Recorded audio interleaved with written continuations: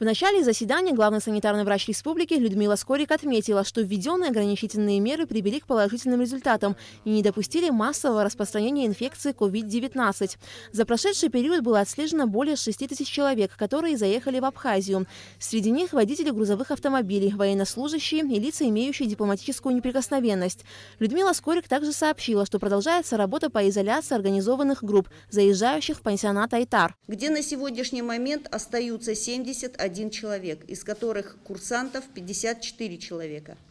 Скрининговая диагностика у изолированных в Айтаре по коронавирусной инфекции проводится на 13-й день для полной картины уверенности, что лица, уходящие из Айтара, здоровы.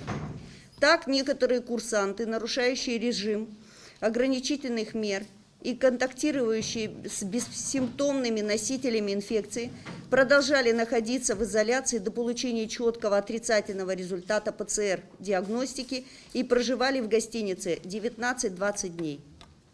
На 28 мая в Республике Абхазия идет стойкая тенденция к уменьшению числа заболевших.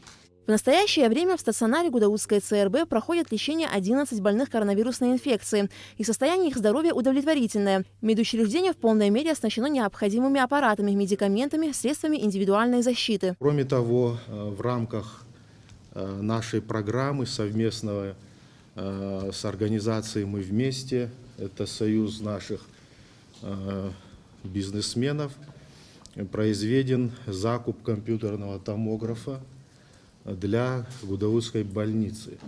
На сегодняшний день идет в усиленном режиме строительство специального помещения пристройки к больнице, где в последующем будет установлен компьютерный томограф, который будет необходим для диагностики ряда заболеваний, в том числе пневмонии. Таким образом, данное учреждение будет полностью обеспечено всем необходимым медицинским оборудованием на перспективу. При этом премьер-министр Александр Анклав сообщил о своей осведомленности по поводу отдельных медиков, которые не соблюдают меры защиты. Плохо, когда приходят на прием посетители и не то что сетуют, они абсолютно справедливо предъявляют претензии. О каком карантине вы говорите, если ваши медики, вот я употребляю выражение, которое они применяют, сами не соблюдают эти меры? Что нужно для этого сделать? Позвать главврачей? Можем позвать. Освободить их от занимаемых должностей? Можем освободить. Что для этого надо еще? Какие меры агитации, пропаганды, административного воздействия? Что нужно сделать? Ведь мы делаем минимум возможного, потому что для максимума у нас нет средств. Тамаз Мурманович, вам поручение, вам, вашим заместителям, руководителям, которые работают в министерстве, чаще бывать на объектах, на ваших объектах и получать достоверную информацию. В ходе заседания Координационного штаба глава столичной администрации Беслан Эшба рассказал о работе по контролю за соблюдением санитарных норм в медучреждениях, объектах общепита, торговле и транспорте. Главный санитарный врач столицы Алла Беляева рассказала, что за все время карантина через пансионат «Айтар» прошли 302 человека. Из них студентов военных и военизированных вузов 300 человек. По словам Беляевой, работать медикам было крайне сложно из-за отсутствия дисциплины у отдельных курсантов. Если бы курсанты выполнили приказ, которые они получили от вышестоящих командиров, и не покидали закрепленных за ними комнат, то можно было бы, наверное, пройти меньшим количеством тех людей, которые в итоге были выявлены как положительные на коронавирусную инфекцию и, соответственно, отправлены в Гудауту. К сожалению, дисциплина среди служащих, среди курсантов Министерства обороны очень сильно хромала. Были разные прецеденты, было сложно работать. А вот когда уже мы получили заезд других военизированных организаций, это курсанты МВД, это курсанты МЧС, там уже наблюдалась совершенно другая ситуация. Поведение было хорошим, выполнялись все требования их вышестоящих командиров, проблем с ними не было, и среди них мы при двойном тестировании не обнаружили ни одного заболевшего. Нет никаких оснований для того, чтобы вести себя безответственно. В семьях, где есть приехавшие члены семей, где есть дети, соблюдение мер предосторожности обязательно. И возвращаясь к началу, если бы курсанты не устраивали бы элементы братания друг с другом, альпинистские выходки, цирковые номера, застолья, у нас не было бы такого количества заболевших курсантов. И мы обязаны все сделать из этого выводы. Давайте возвращаться к главному, кого мы подбираем, когда посылаем на учебу,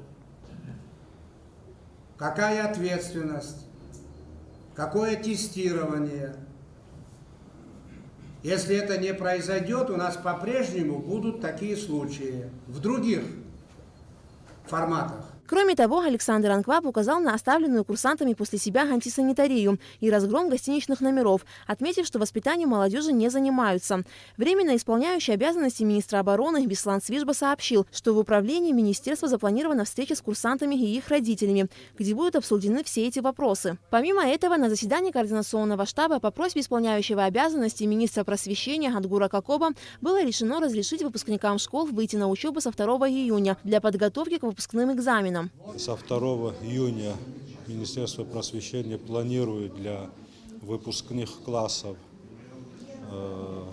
открыть возможность для учебы на 2 недели. Это в основном они будут проходить подготовку к экзаменам и дополнительное решение по СПО и высшему учебному заведению будет уже принято. В завершении заседания Координационного штаба по защите населения от коронавируса было принято решение продлить некоторые ограничительные меры до 15 июня.